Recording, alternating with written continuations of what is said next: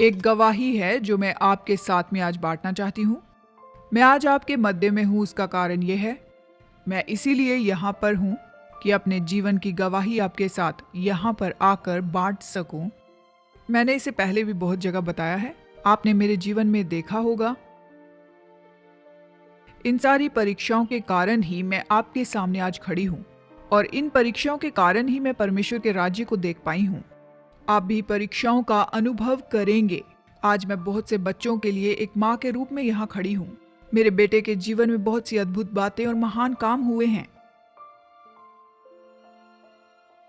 और परमेश्वर ने बहुत से महान काम किए हैं।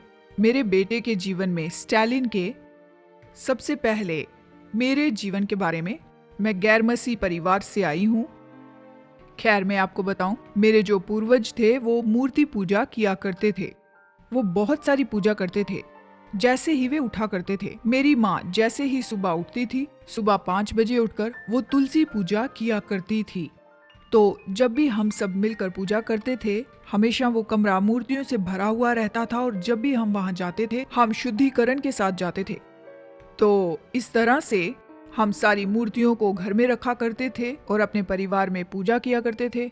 और ऐसी परिस्थिति में जबकि मैं पढ़ाई कर रही थी, मेरी एक सहेली थी जो मेरे बहुत ही करीबी थी। हम दोनों बहुत ही एक दूसरे के करीबी थे और बहुत ही एक दूसरे से जुड़े हुए थे। फिर अचानक से, सोचा भी नहीं था, एक हफ्ते तक वो स्कूल में नहीं आई और जब मैंने फिर से उसे देखा, उसने अपने माथे पर बिंदी नहीं लगाई थी और हाथों में कोई चूड़ी नहीं थी। मैंने उसे देखकर उसे कहा, क्या हुआ, तुमने कोई बिंदी नहीं लगाई है, ना ही हाथों में चूड़ी पहनी है? उसने जवाब दिया, हमने यीशु को ग्रहण किया है, हम अब यीशु पर विश्वास करते हैं। और उस समय मुझे बहुत गुस्सा आया। तुमने यीशु पर विश्वास किया? तुमने ऐसा क्यों किया? हम हिंदू धर्म में पैदा हुए हैं, तुमने उस पर विश्वास क्यों किया? हम लोगों को उस लड़की पर गुस्सा आ गया और हम नफरत करने लगे। आज से लेकर मैं तुमसे कोई दोस्ती नहीं रखूंगी। अब से मेरी तुम्हारे साथ कोई दोस्ती नहीं, क्योंकि तुमने यीशु पर विश्वास किया है। अब तुम्हारे माथे पर कोई भी बिंदी नहीं है। आज से लेकर मेरी तुम्हारे साथ कोई दोस्ती नहीं है, ऐसा मैंने कहा और मैंने उसके साथ अपनी दोस्ती तोड़ दी। कुछ समय तक हम एक दूसरे से दूर रहे और फिर कुछ लोग मेरी शादी की बात करने के लिए घर पर आए। वे क्रिश्चियन थे। जब उन्होंने कहा कि हम क्रिश्चियन हैं, मेरे परिवार को इसके लिए अच्छा नहीं लगा। उन्होंने कहा कि हमारी बेटी तुम्हारे ईश्वर की आराधना नहीं करेगी। हमने उन्हें कहा कि हम तुम्हारे ईश्वर की आराधना नहीं करेंगे, लेकिन हम वहां पर अपनी पूजा किया करेंगे। हमने कहा और फिर उन्होंने इस बात को मानते हुए कहा, ठीक है। उन्होंने कहा कि तुम कर सकती हो। उन्होंने कहा कि हम आपकी बेटी के साथ जबरदस्ती नहीं करेंगे चर्च जाने के लिए या फिर ऐसा कुछ। मेरी शादी इन शर्तों के साथ हुई और उसके बाद मेरी शादी हुई। उसके बाद से मैंने कभी भी कोशिश नहीं की कि मसीह को जान लूं या इस मामले में देखूं, लेकिन मेरे पति चर्च में जाते थे। जब भी ये मुझे चर्च में आने के लिए कहते तो मैं बस यही कहती कि जानते हैं, मैं यीशु पर विश्वास नहीं करती, मुझे ये ईश्वर पसंद नहीं है। मैंने उनसे कहा कि मैं अपने रीति रिवाज ही मानूंगी, मैं बस अपनी पूजा ही करूंगी। मेरे पति ने मुझे किसी भी तरह से नहीं सताया और फिर कभी कभी वो चर्च में जाया करते थे। इस तरह से हमारा सफर शुरू हुआ।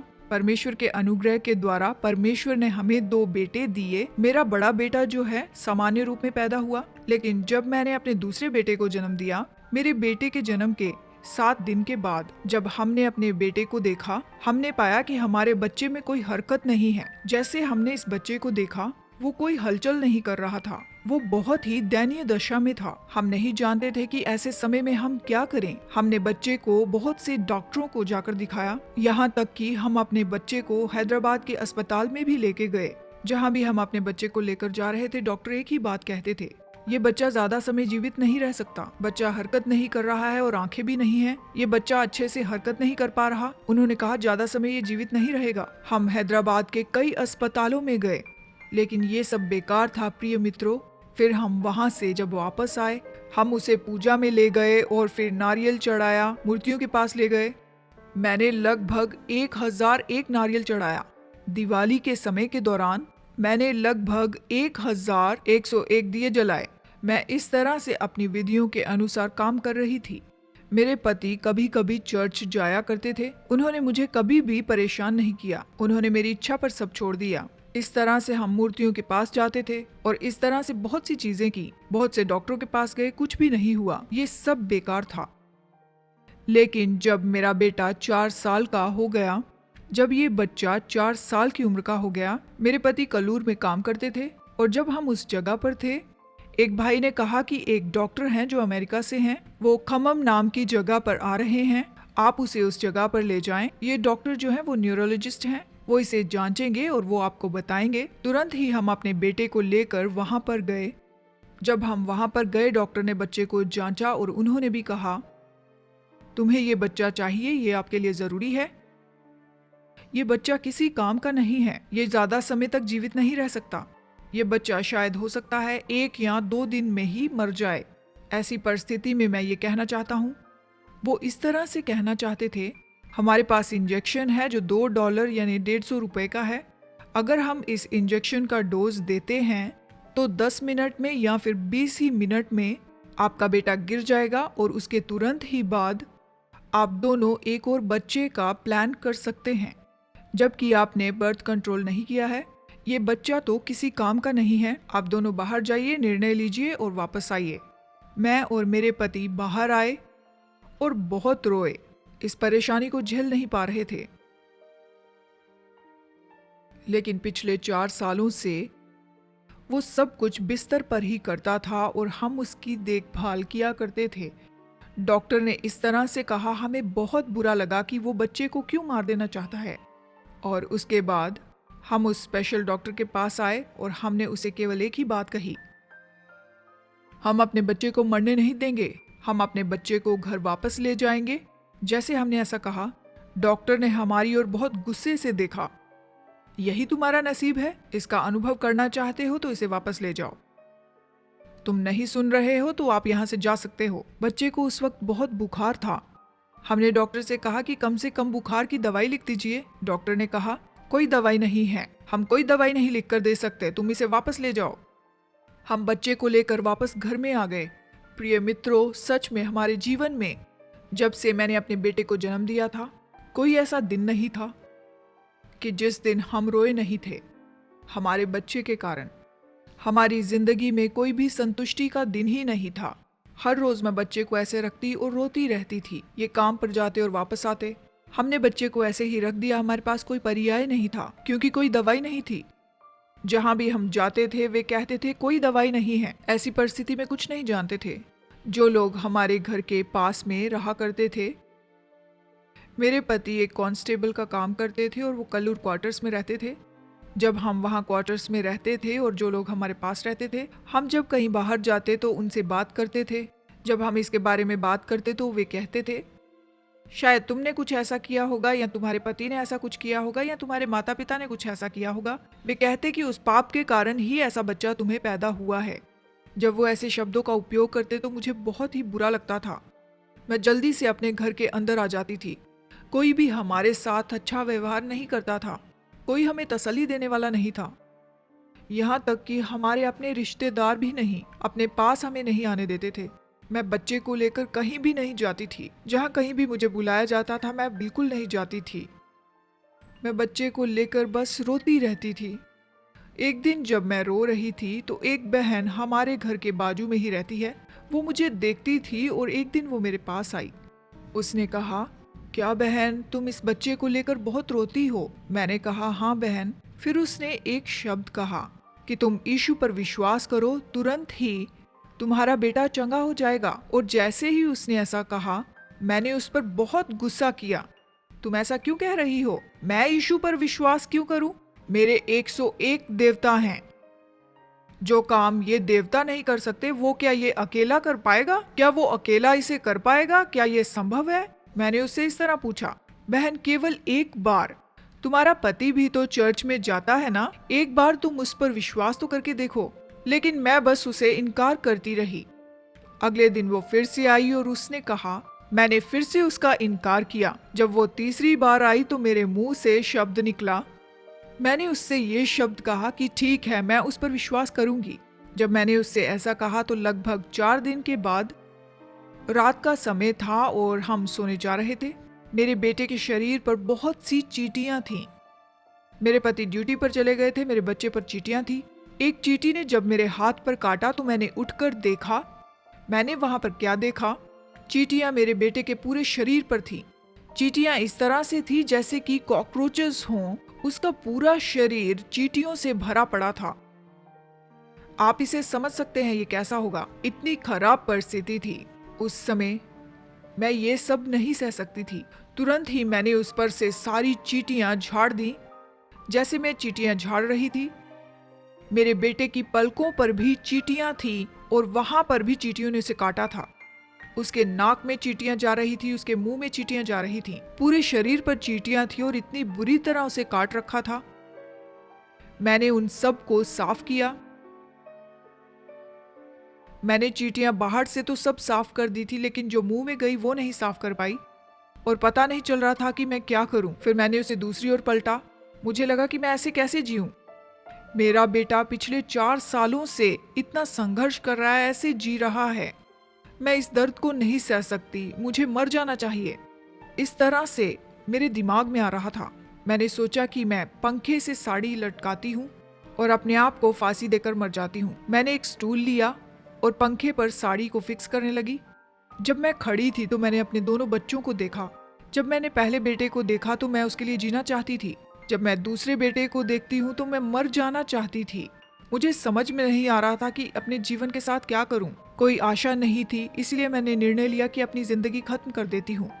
और जैसे ही मैंने साड़ी को गले में लटकाया और स्टूल गिराने वाली थी, जब बस स्टूल गिराने ही वाली थी, वहां पर मुझे एक आवाज सुनाई दी और वही आवाज मैं आज भी सुन सकती हूँ। केवल एक बार तुम यीशु पर विश्वास करो। केवल इस बार तुम यीशु पर विश्वास करो। सच में मैंने इस आवाज को सुना। मैंने इस आवाज को लगभग 3 बार सुना। जिस लकड़ी के स्टूल को मैं धकेलना चाहती थी उसे धकेलना बंद किया। मैं रुक गई और मैंने दोनों ओर देखा कि वहां पर तो कोई नहीं है और ये रात के 2 बजे थे। फिर से मैंने अपने आप को फांसी लगाना चाहा। फिर से मैंने जोर की आवाज में सुना, एक बार तुम यीशु पर विश्वास करके देखो, तुम अपने बेटे की चंगाई को पाओगी। मैं इसे स्पष्ट सुन सकती थी। जब मैं ये आवाज सुन रही थी, थोड़ी देर के लिए मैं सोचने लगी और फिर तुरंत ही मैं नीचे उतर आई। मैंने अपने बेटे को अपनी बाहों में लिया और गले लगा लिया। मैंने उसे उठा लिया। मैं रोने लगी और मैंने कहा, वो कहते हैं कि केवल तू ही एकमात्र परमेश्वर है। मैं नहीं जानती कि तू कौन है। मैंने हमेशा तुझसे नफरत की है। मैंने तुझसे नफरत की है। वे कहते हैं कि तू चंगाई दे सकता है। क्या तू मेरे बेटे को चंगाई देगा प्रभु? मैं इस तरह से कह रही थी, नहीं जानती थी कि क्या कहूँ। यदि मेरा बेटा चंगा होता है तो मैं दूसरों की जैसे तेरी सेवकाई करूंगी। ऐसे कहते हुए मैं फुसफुसा रही थी। रोते हुए मैं बस यही शब्द बोल रही थी। रोते रोते मैं सो गई और बच्चे को बाजू में रखा। जैसे मैं ऐसे सो गई, परमेश्वर ने मुझे दर्शन दिखाया। उस दर्शन में मैं देखती हूँ कि मैं एक बहुत बड़े चर्च के सामने हूँ और उस चर्च के सामने मैं खड़े होकर रो रही हूँ। जैसे मैं वहां रो रही थी तो चर्च के जो सेवक थे वो बाहर आए। उन्होंने मेरे पास आकर कहा, उन्होंने कहा कि बहन तुम क्यों रो रही हो? मैंने उनसे कहा कि सर, सब कहते हैं कि ये ईश्वर महान है। क्या ये मेरे बेटे को चंगाई दे सकता है? क्या उसे सामान्य बना सकता है? जैसे वो खड़े थे तो मैं ऐसे बात कर रही थी। उसी समय उन्होंने मुस्कुरा कर कहा कि तुम अपने बेटे की ओर देखो। मैंने उसे वहां पर देखा। वो मेरी ओर दौड़कर आ रहा है। जैसे वो मेरी ओर दौड़कर आ रहा था, मैं तुरंत उठकर बैठ गई।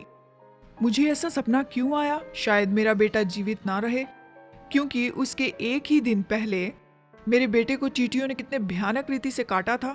शायद अब मेरा बेटा जीवित ना रहे। उस समय मैं ये दर्द सह रही थी, ऐसे सोच रही थी। लेकिन जो दर्शन आया, मैंने सोचा कि ये सफेद कपड़ों वाला व्यक्ति कौन है?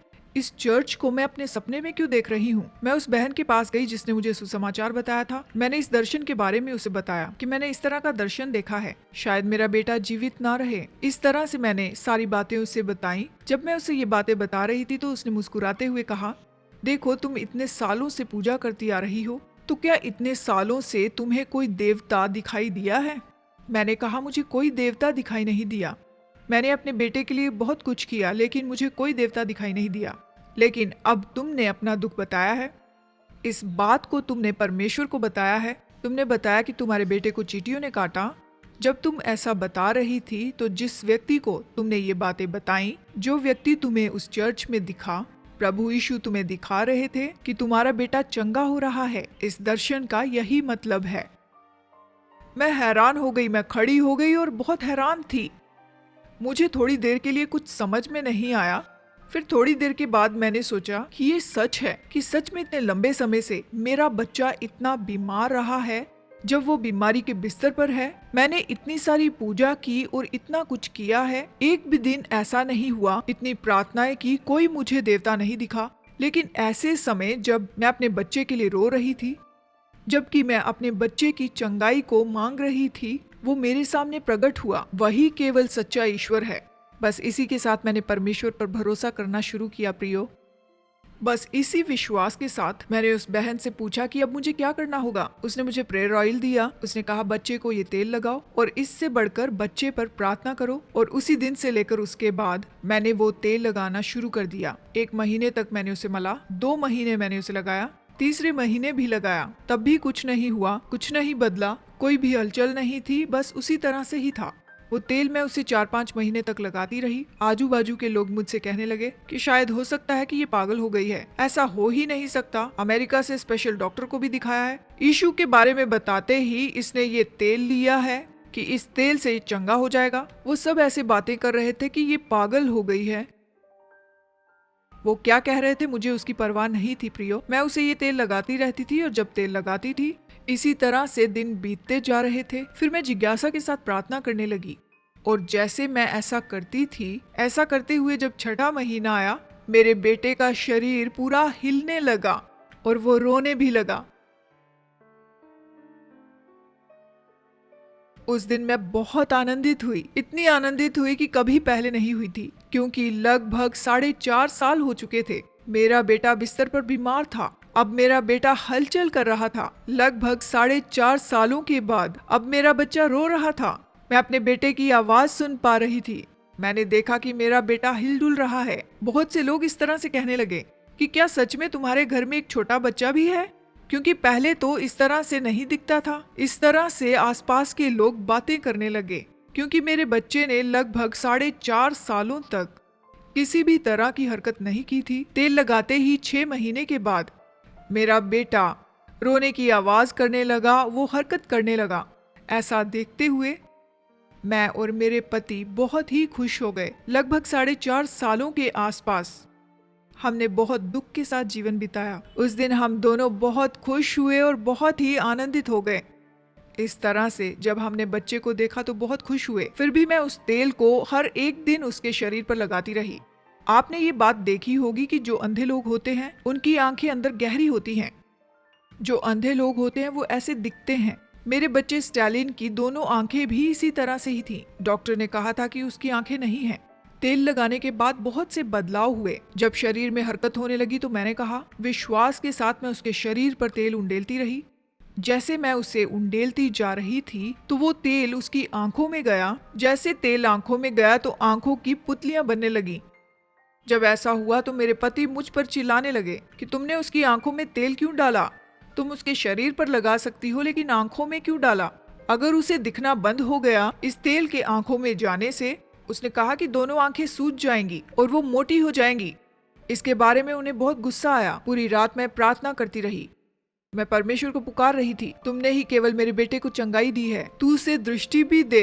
इस तरह से मैंने प्रार्थना की और जब सुबह मैं जागी, दरअसल हर वक्त मैं अपने बच्चे को जांचती थी, क्योंकि जो कुछ भी डॉक्टर ने मुझसे कहा था कि किसी भी दिन ये मर सकता है, तो जैसे ही मैं अपने बच्चे को इस तरह देख रही थी तो तुरंत ही इसने अपनी दोनों आंखों को इस तरह खोला। मैं उसे देख रही थी। जैसे मैं उसे हाथ लगा रही थी तो वो अपनी आंखें इधर उधर हिला रहा था। मैंने सोचा मेरे बच्चे की आंखें इस तरह से क्यों हिल रही हैं? जब मैं अपने हाथों को इस तरह से हिला रही थी तो वो मेरे हाथों की ओर देख रहा था। प्रभु ने उसकी दोनों आंखों में रोशनी दी, उसकी दोनों आंखों में दृष्टि दी। सच में प्रियो, उस दिन से लेकर मैंने प्रभु को कभी नहीं छोड़ा। सच में प्रियो, मेरे बेटे के जीवन में प्रभु ने हर एक अंग को चंगाई दी। वो कभी चला नहीं था क्योंकि एक पैर दूसरे पैर से छोटा था, लेकिन प्रभु ने उसके दोनों पैरों को छुआ। सब मेरे बच्चे को देखते थे कि उसके मुंह से हमेशा लार टपकती थी। उसकी आंखें सामान्य नहीं थी। मेरा बच्चा स्टैलिन अब नॉर्मल ही दिखता था और जो लोग हमारे पास क्वार्टर्स में रहते थे वो इससे दूर चले जाते थे। लेकिन परमेश्वर मेरे बच्चे के लिए बहुत अनुग्रहकारी था। उसने उससे चंगाई दी और यहाँ तक कि उसके दोनों पैरों को उसने एक समान कर दिया, उसके शरीर के हर एक अंग को। जब यीशु इस पृथ्वी पर था तो उसने सबको चंगाई दी, उसी ने इसे परिपूर्ण बनाया। केवल इतना ही नहीं प्रियो, सबसे बड़ी जो गवाही है वो ये है, स्टैलिन को दोनों कानों से सुनाई नहीं देता था। जब हमने डॉक्टर को दिखाया, डॉक्टर ने कहा कि इसके दोनों कानों में सुनाई देने वाला जो स्टैमिना है वो नहीं है। 10 साल पहले मेरे बेटे स्टैलिन के दाएं कान का ऑपरेशन हुआ और जब उसके दाएं कान से पस बहता रहता था, उस समय डॉक्टर ने उसके पूरे शरीर की जांच की। जब उन्होंने इसे अपने कंप्यूटर डिवाइस से जांचा, उन्होंने कहा ये नहीं सुन सकता। मैंने कहा ये कैसे हो सकता है, ये नहीं सुन सकता? आपने कहा था कि ये सुन पाएगा, कृपया करके इसे एक और बार जांचिए। जब हमने उन्हें कहा कि आप बुलाकर देखिए तो उसने ये सुना। जब उन्होंने इसे बुलाया, हालांकि वो धीरे से बोल रहे थे, इसने सुना। परमेश्वर ने इसे दोनों कान दिए। सुनने की क्षमता तो उसे परमेश्वर ने स्वर्ग से दी हुई है। केवल इतना ही नहीं, उसको नजर भी दी है। जब उसकी जांच कर रहे थे तो जानते हैं वो देख नहीं सकता था। क्या आप दोनों इसके माता पिता हैं? क्या आप नहीं जानते कि आपको किसी आई डॉक्टर के पास इसे ले जाना चाहिए था? हम दोनों एकदम हैरान रह गए। डॉक्टर इस तरह से क्यों कह रहा है? हमारा बेटा तो सब कुछ देख सकता है, वो अच्छे से देख सकता है, मैंने उनसे कहा। डॉक्टर ने कहा कंप्यूटर झूठ बोल रहा है। इंसान झूठ बोल सकता है, क्या मशीन झूठ बोल सकती है? नहीं डॉक्टर, ऐसा नहीं है, हमारा बेटा सब कुछ देख सकता है। हमने कहा कि आप बोर्ड पर कुछ लिखकर बताइए, ये आपको बताएगा। आप बोर्ड पर कुछ राउंड बनाइए और आप इसे दिखाइए। जब उन्होंने इसे दिखाया, मैंने स्टैलिन से कहा कि स्टैलिन इसी तरह से तुम करो। स्टैलिन ने उसे देखा और उसी तरह से किया। सच में मेरे प्रियो, परमेश्वर ने स्टैलिन के जीवन में बहुत चमत्कार किए हैं। आज हम इसी बच्चे के कारण यहाँ खड़े हैं। हम हर तरह से बेकार थे। हमारे बेटे के शरीर के हर एक अंग को उसने चंगा किया। संसार के लिए जो अंग उपयोगी है, केवल यही नहीं, परमेश्वर ने वो सारे भाग तो स्वर्ग से दिए ही हैं।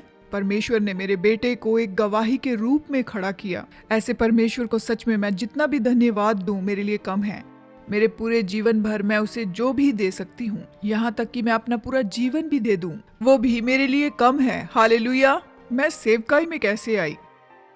सच में मैं इस सेवकाई के लिए तैयार कैसे हुई और कैसे की? परमेश्वर में आराधना के द्वारा। मैं ये सारी बातें आपको बताने के लिए बहुत ही दिलचस्पी रखती हूँ।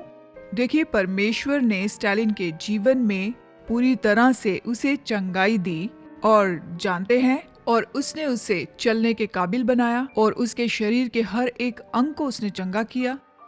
इस पृथ्वी पर उसने उसे काबिल बनाया। जब शुरुआत में उसके साथ ये घटना घटी, जब चींटियों ने उसके शरीर को काटा था, जब वो उस दयनीय दशा में पड़ा हुआ था, जब मैंने उसके शरीर पर से पूरी चींटियां हटा दी और जब मैं उसे अपने पास लेकर आई, मैंने उसे अपने गले से लगाया और मैं उस वक्त रो रही थी।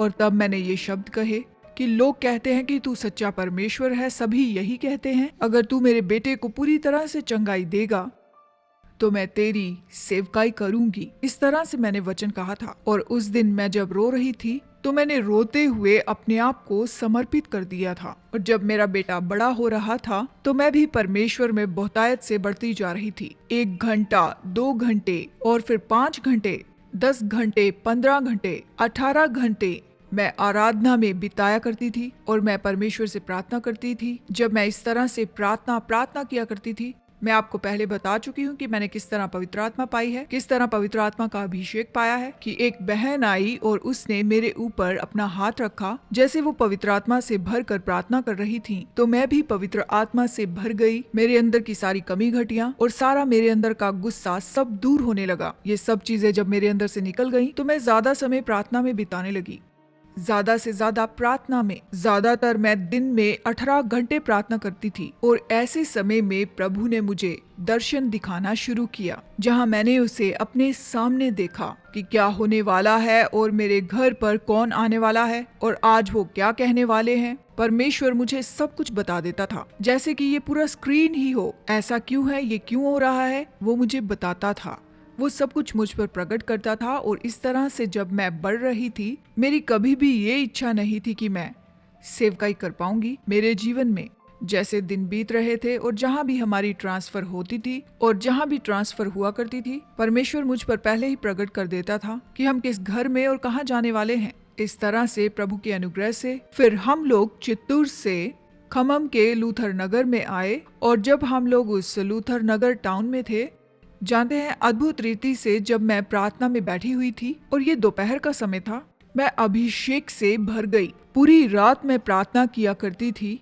रात के समय मैं 1 बजे से लेकर सुबह के 5 बजे तक प्रार्थना करती थी। एक बार मैं दिन के समय 1 से 2 बजे तक प्रार्थना कर रही थी। अजीब सा कुछ मेरे साथ हुआ तो कुछ अजीब सी चीज मेरे ऊपर उतरी, महिमा की तेजोमय रोशनी। मैं अभिषेक से भर गई। मैं भविष्यवाणी करने लगी और बस मेरे बगल में मेरा भाई बैठा हुआ था और मैं उस वक्त बता रही थी कि मैं तुम्हें उपयोग करने जा रहा हूँ, कि मैं तुम्हें लोगों के बीच में उपयोग करने जा रहा हूँ। मैं तुम्हें बहुत से लोगों की माँ के रूप में उपयोग करने जा रहा हूँ। जो प्रतिज्ञा मैंने अब्राहम से की थी मैं तुम्हारे साथ करता हूँ। जैसे मैंने अब्राहम को बहुतों का पिता बनाया, इसी तरह से मैं इस पृथ्वी पर तुम्हें बहुतों के लिए माँ बनाने जा रहा हूँ। जब परमेश्वर मुझसे बातें कर रहा था तो उस समय मेरा भाई जो वहाँ पर था कहने लगा, उसने मुझसे कहा कि बहन, परमेश्वर तुम्हारे द्वारा बात कर रहा था। जब उसने इस तरह से कहा तो मैंने कहा कि नहीं, ये नहीं हो सकता, क्योंकि मुझे तो कुछ नहीं आता। अगर तुम मुझे भगवत गीता के बारे में पूछोगे तो मैं सब बताऊंगी, सारी बातें, कि वे भगवान कहाँ पर हैं, मैं उनके बारे में बता सकती हूँ, लेकिन बाइबल के बारे में नहीं। मुझे वचन बताना नहीं आता, प्रार्थना नहीं आती, लोगों से बात करने के लिए डर लगता है, तो मैं सेवकाई कैसे करूंगी। प्रार्थना में रहने के बावजूद भी मैंने परमेश्वर का वचन नहीं सुना। मैं उसका इनकार करने लगी, लेकिन प्रभु मुझसे निरंतर बात करता था, लेकिन तब भी मैंने नहीं सुना। लेकिन जब भी मैं कोई भविष्यवाणी करती तो मैं उसे परख नहीं पाती। लेकिन फिर भी बाद में स्टालिन के मामले में उसी समय मैंने ये निर्णय लिया कि मैंने आपको बताया कि मैंने आवाज सुनी थी, वो आवाज फिर से आने लगी और मैं उसे सुन पा रही थी। परमेश्वर की आवाज जैसे किसी मनुष्य की आवाज हो। उस आवाज ने कहा कि देखो बेटी, मैं तुम्हें उपयोग करने जा रहा हूँ। और उस समय जब मैं इसे सुन रही थी, मुझे ऐसा क्यों सुनाई दे रहा है? फिर मैंने अपनी आत्मिक माता को फोन किया, ये आवाज क्या है जिस आवाज को मैं सुन पा रही हूँ? जैसे मैं उन्हें बता रही थी, मेरी आत्मिक माता ने मुझसे ये बात कही, परमेश्वर तुम्हें उपयोग करने जा रहा है। उसी समय के दौरान बहुत सी गॉस्पेल मीटिंग्स खम्मम में हो रही थी। परमेश्वर के दास थॉमस और 2 पास्टर अभिषिक्त दास, जिनके पास भविष्यवाणी के वरदान थे, ये गॉस्पेल मीटिंग्स वहाँ पर खम्मम में चल रही थी। तो मैं भी वहाँ पर गई। जब मैं वहाँ पर जा रही थी, परमेश्वर के दास स्टेज पर से उन्होंने मेरे नाम को सरनेम से पुकारा कि देखो मेरी बेटी, ये के मैरी, मेरी बेटी, कि इस पृथ्वी पर मैं तुम्हारा उपयोग करने जा रहा हूँ लोगों के बीच में। उन्होंने भविष्यवाणी के रूप में कहा। वो अनाउंस कर रहे थे, लोगों को गवाही के लिए आगे बुला रहे थे। मैं हिचकिचा रही थी, जैसे कि आप हिचकिचाते हैं, और स्टेज पर नहीं जा रही थी। वो सरनेम लेकर बुलाया करते थे। फिर भी मैंने उन बातों को नहीं सुना। मैं प्रार्थना करने लगी और परमेश्वर को कहने लगी कि इस देश के लिए और जो पृथ्वी पर लोग हैं, अगर तू चाहता है कि मैं पूरे दिन और पूरी रात उनके लिए प्रार्थना करूं, मैं सेवकाई नहीं करूंगी। प्रभु, मैं नहीं कर सकती, मैं डरती हूँ, मैं क्या बोलूंगी, क्योंकि मुझे बोलना नहीं आता। प्रभु, मैं कैसे करूंगी? जो कुछ भी हो। इस तरह से मैं जिद पर अड़ी थी। मैं इतनी जिद पर अड़ी हुई थी कि मैं सेवकाई नहीं कर पाऊंगी। मैं जिद्दी थी, लेकिन मैं प्रार्थना कर रही थी। जब मैंने उसकी आवाज सुनी, जो भी आता था उनके बारे में परमेश्वर मुझ पर प्रकट करता था। परमेश्वर मुझे बता देता था जो भी उनको परेशानियां हुआ करती थी। मैं समझ नहीं पा रही थी। इस तरह से हर कोई जाकर दूसरों को भी लाया करता था। इस तरह से सेवकाई शुरू हुई रोहतक नगर में। फिर प्रभुओं के प्रभु ने मुझसे बात की, हर एक बात में मेरी बेटी, मैं तेरे साथ हूँ, हर एक चीज का मैं प्रबंध करूंगा, मैं तुझे अपनी सेवकाई के लिए उपयोग में ला रहा हूँ। प्रभुओं के प्रभु ने इस तरह से मुझसे बात की, मैं बहुत से लोगों की अगुवाई करूंगी। इस तरह से इस सेवकाई में प्रभु इस तरह से हमें सेवकाई में बढ़ाता गया। जिस समय मैंने कहा कि मैं सेवकाई नहीं करूंगी, परमेश्वर ने मुझे नहीं छोड़ा। परमेश्वर ने इस सेवकाई में मेरी अगुवाई की। तो फिर मेरा बेटा स्टालिन, इसके लिए वो गवाह है। और जैसे कि परमेश्वर मुझे कई जगहों पर इस्तेमाल कर रहा है, प्रभु, मैं इसके बदले में तुझे कुछ नहीं दे सकती। मैं हर तरह से तेरा धन्यवाद करती हूँ। सबसे बढ़कर अगर मैं तेरे लिए अपना जीवन भी दे दूं तो ये भी काफी नहीं है। हालेलुया।